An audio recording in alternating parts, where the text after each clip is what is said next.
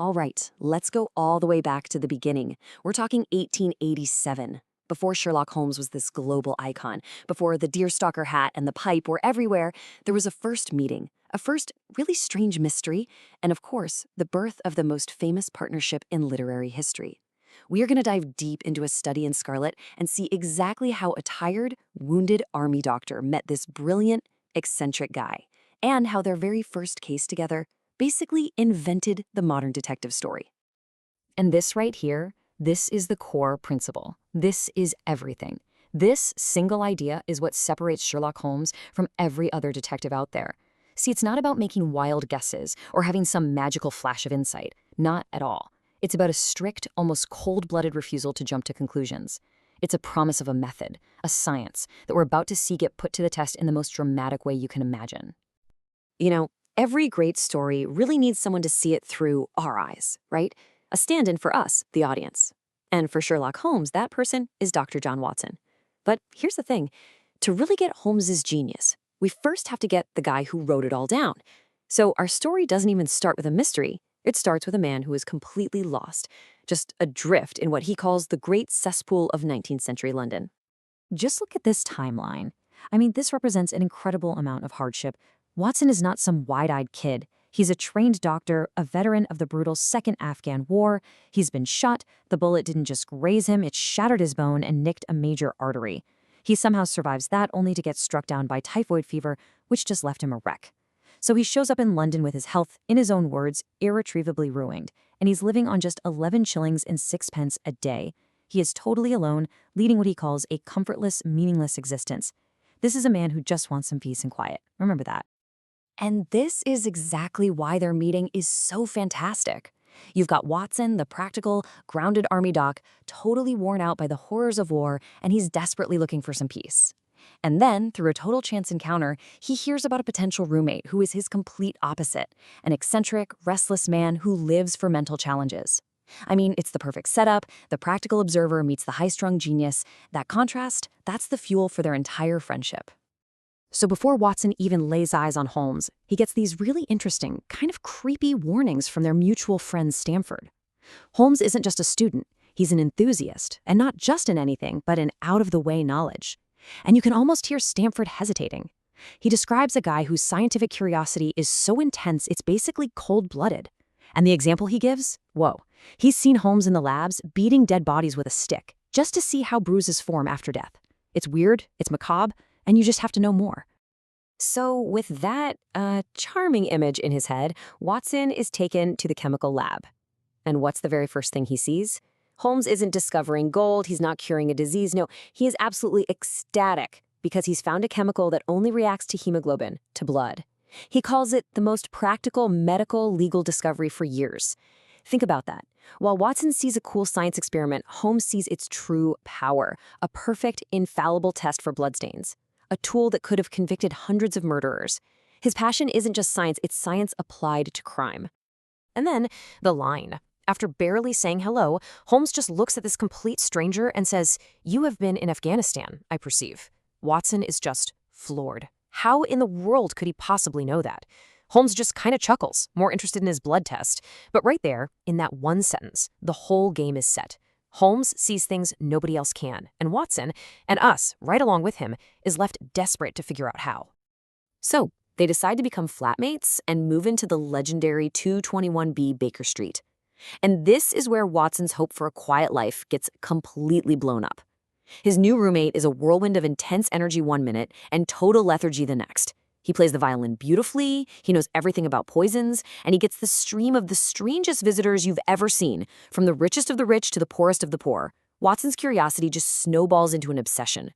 Who is this man, and what on earth does he do for a living? Watson's confusion hits its peak when he finds out Holmes has no idea about things any normal person would know, like the fact that the Earth revolves around the sun. Can you imagine? And Holmes's explanation for this is one of his most famous ideas. He says the brain is like a small, empty attic. A fool just stuffs it with any old junk he comes across. But a skillful workman is incredibly careful about what he puts in there. He only stocks the tools that are essential for his job. For Holmes, the solar system is useless junk. It has zero bearing on his work, so he's going to actively try to forget it. Totally bewildered by this, Watson makes this famous list, this inventory of his roommate's brain. And the gaps are just huge.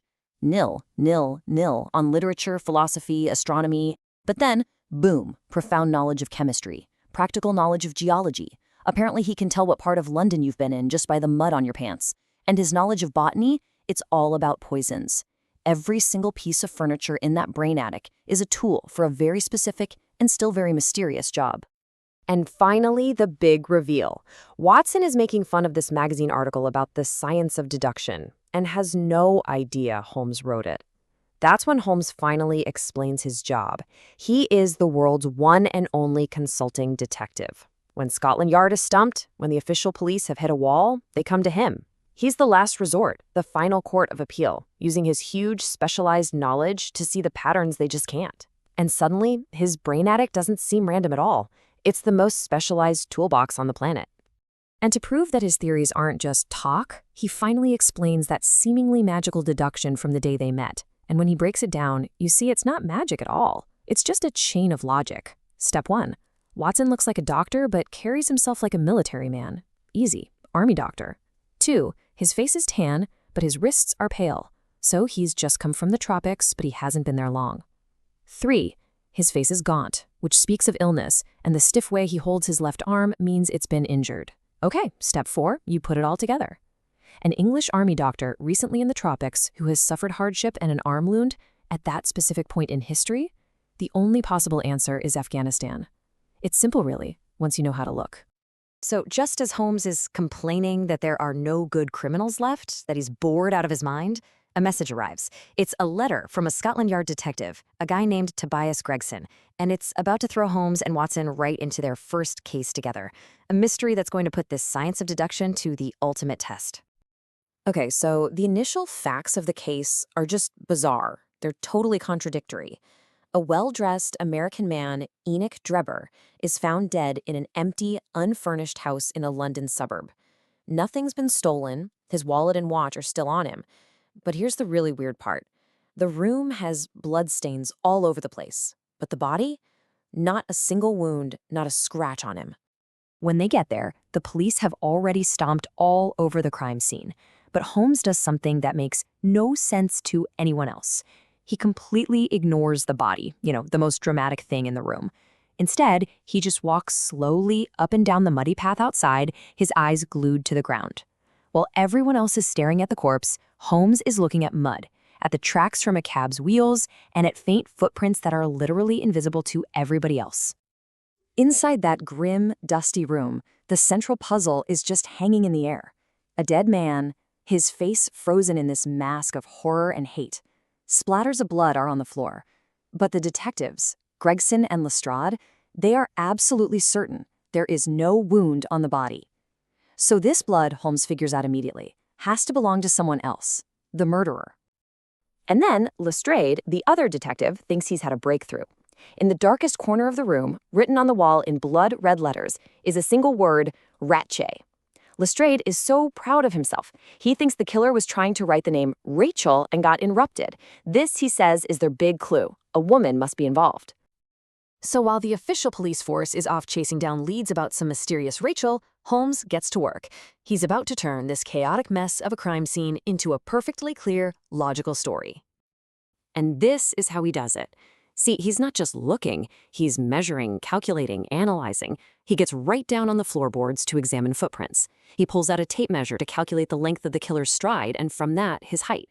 He carefully scoops up a tiny pile of gray dust from the floor, which he identifies as ash from a very specific rare type of cigar. He uses his magnifying glass on the word RACHE and spots tiny scratches in the wall, which tells him the writer had long fingernails. Every single action has a purpose. And this is what he gets from it all. From those tiny details everyone else missed, Holmes gives this incredibly clear portrait of the killer to the detectives, who are just standing there with their jaws on the floor. He tells them the killer is a man, over 6 feet tall, strong, wears certain boots, smokes a certain cigar, has long fingernails, and even that he arrived in a cab that had one new horseshoe. Oh, and the cause of death?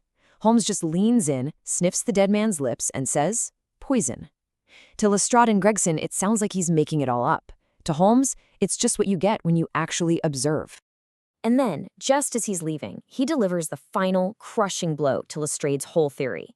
He points out that RACHE isn't an unfinished name. It is the German word for revenge. The clue wasn't a name, it was a motive. It was a statement. And with that one little piece of information from his carefully stocked brain attic, he completely demolishes the entire police investigation. So Holmes has figured out the how. With his science of deduction, he's painted this perfect picture of the killer and what happened in that empty house. But his final clue, revenge, opens up a much deeper, much more human mystery. The question isn't how was the crime committed anymore, now it's why. What could someone have done that was so awful? What kind of hatred could be so deep that it would make a man follow him across oceans, not just to kill him, but to leave behind a bloody, one-word explanation for it all? Revenge? That's the real story here.